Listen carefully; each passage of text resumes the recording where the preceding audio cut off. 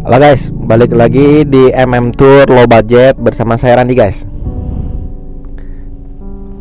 Oke guys, seperti biasa awal minggu saya meminta doa dari para netizen ya, untuk murid-murid Koko yang minggu ini ada jadwal interview ya. Semoga pada lolos ya. Ini ada 1, 2, 3, 4, 5, 6, 7, 8, 9, 10, 11, 12.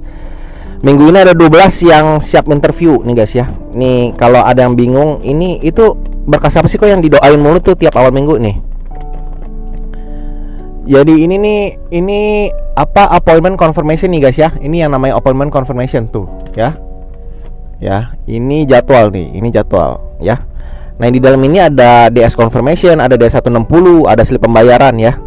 Jadi kalau ada yang nanya, kok full service itu artinya apa? Ya ini artinya ini. Koko handle dokumen ini nih. Ini dokumen nih, berkas utama nih gitu ya. Oke. Oke guys. Ya udah. Bulan-bulan ini sebulan terakhir lebih itu benar-benar bulan yang penuh berkah ya. Jadi maksudnya yang lolos cukup menggembirakan dan cukup banyak banget gitu ya.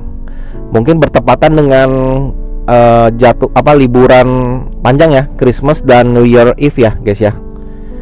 Jadi kalau misalnya yang mau apply visa Amrik, menurut Koko gitu, saran Koko bagus nih, saat-saat ini bagus ya.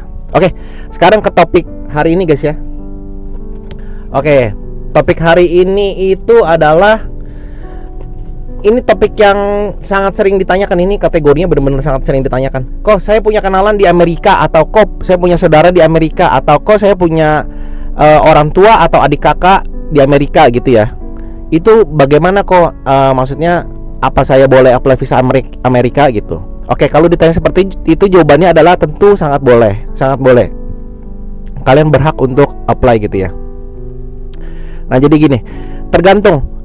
Kalau ditanya maksudnya, kok terus kalau misalnya boleh apply, apa saya punya peluang untuk ke sana gitu ya.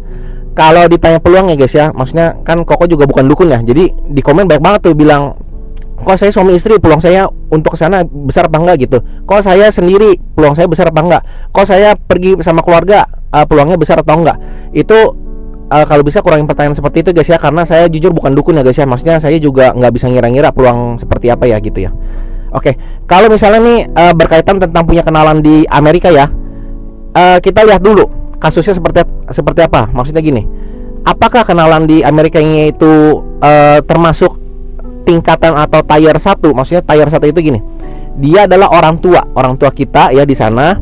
Terus apa statusnya dia? Statusnya dia misalnya udah jadi warga negara Amerika ya, misalnya contohnya citizen atau green card, atau minimal punya maksudnya kayak identitas di sana ya guys ya. Itu tingkatannya itu adalah tingkatan bagus ya. Mau orang tua, mau tante, mau om, mau misalnya saudara kandung gitu ya, asal dia udah punya identitas di sana ya, berupa green card atau citizen ataupun maksudnya social identity lainnya ya, itu dia udah kategorinya udah bagus ya. Nah kedua, ini tapi orang tua dan saudara ini sifatnya ini ada dua nih guys ya. Ada dua nih. Ada yang dua berkaitan dengan kalian ya pada saat mau apply. Pertama, mereka sifatnya netral ya. Jadi tidak memberikan pengaruh apapun kepada kalian ya.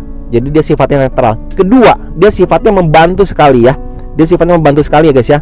Karena maksudnya karena dia sanak saudara ataupun orang tua ataupun saudara kandung kalian itu udah punya identitas ya yang baik ya di sana guys ya. Itu berarti sangat membantu ya. Oke. Nah, kalau misalnya kok saya punya kenalan, tapi kenalan sebagai teman atau sebagai pacar ya. Nah, itu masuknya tier atau tingkat 2 tuh guys ya. Tingkat 2 itu apa kok? Tingkat 2 itu maksudnya dia menurut Koko ada dua pengaruh ya. Kan kalau tadi tuh yang orang tua sama saudara itu kan tingkatnya kan memberikan pengaruh netral ke kalian pada saat apply, atau memberikan pengaruh bagus ya. Oke, kalau ini kalau kenalan atau pacar ya. Ya kenalan itu maksudnya ya sebagai teman lah gitu ya. Maksudnya sebagai teman, punya friend di sana ya gitu. Itu punya dua sifat juga. Pertama, dia itu netral ke kalian. Jadi nggak mempengaruhi pada saat kalian apply ya, meskipun kalian memberikan nama ini, alamatnya di sini, dia sebagai citizen, sebagai green card, terserah gitu ya, tapi statusnya nggak ada hubungan darah dengan kalian ya guys ya. Itu memberikan pengaruh netral kepada kalian ya, jadi tidak mempengaruhi apapun, tidak mempengaruhi hasil keputusan apapun. Kedua, dia malah memberikan pengaruh negatif ke kalian ya guys ya. Ini case-nya banyak banget nih, ini case-nya banyak banget.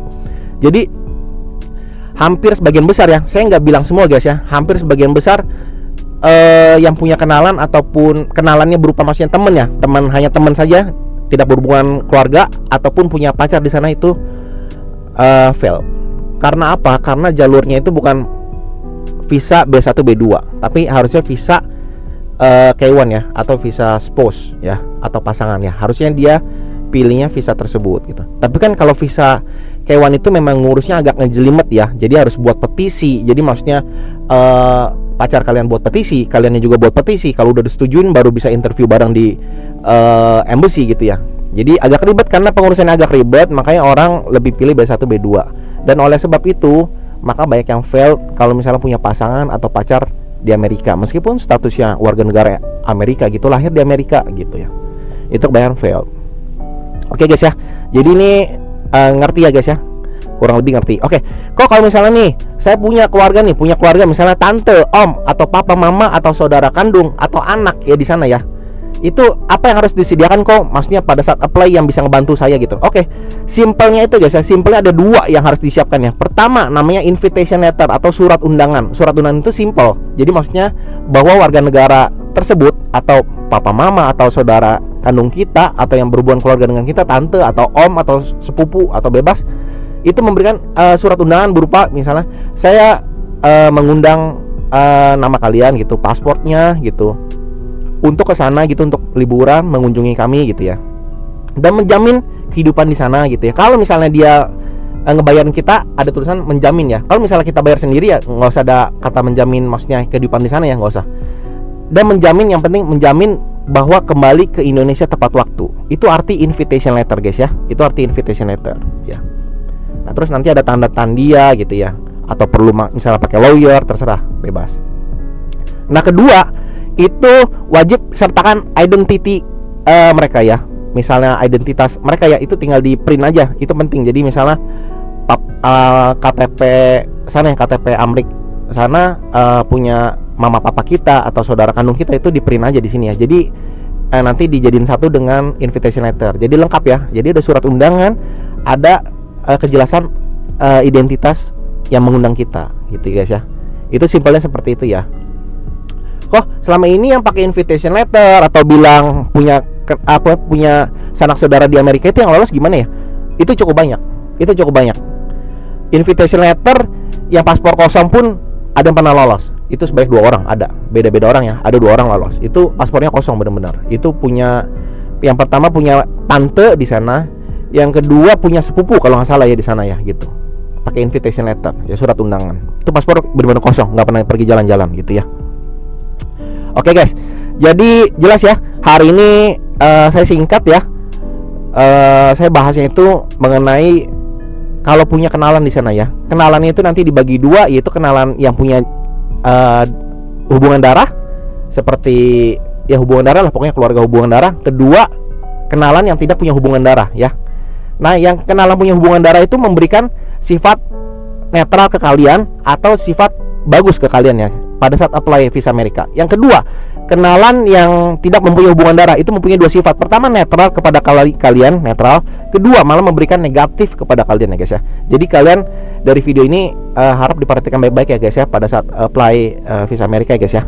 Oke guys, sekian dulu video dari saya guys ya. Oke. See you on the next video guys ya. Oke, dadah.